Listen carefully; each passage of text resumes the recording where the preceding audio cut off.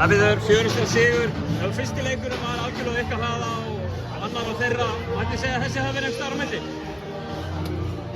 Já, hann hefur verið einhvers staðar. Við vorum reyndar að tapa svolítið mikið boltanum og svona eitthvað og þeir hittu vel.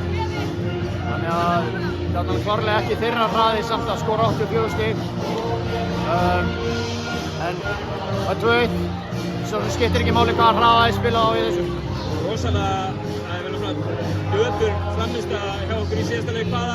Hvaða breytingar gerir þið fyrir svona leik? Er þetta andlegt eða? Það er engar breytingar í sjálfu sér. Við erum að, það er bara einn svona leikur sem að menn hitt ekki neitt og öll tölfræði sem að maður skoðar þá er þetta bara einn af þessu leikum. Það er engin eitthvað eins og við höfum verið eins og við höfum tapað í fyrstu umferð í bikarkeppninni. Við erum bikarmeistarar og það er ekki út af að við áttum svona mikið af lélegum frammistöðum.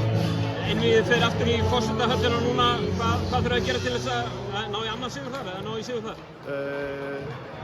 Í síðasta leik sem við spilum við lélegasta leik sem við spilum á vinni. Hvað heldur að við ætlum að fara að gera? Hvað ætlum að gera? Hvað myndir þú skjóta á? Spila aðeins betur en síðasta leik. Pottþétt. Aðeins lokinum Remi Martin og sóknarlegt framlag hans hérna undir lok leikja. Hversu geggjað er að vera með þennan gæja í liðinu? Ég held að það sé nú búið að tala ansi mikið hvað hann er góður sko, en ég held að hann flýgur líka samt undir ratarnir varnarlega. Hann er að hjálpa okkur mjög mikið varnarlega og miklu betri varnarlega heldur en hann fær kredit fyrir. Og þeir leggja náttúrulega höfuð áherslu á að stoppa hann og þeir voru kannski bara orðin þreyttir.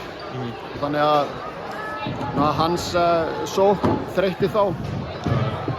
Bestu þakkir Pétur og gangi ykkur vel á þriðjudaginn. Já, takk hérlega fyrir.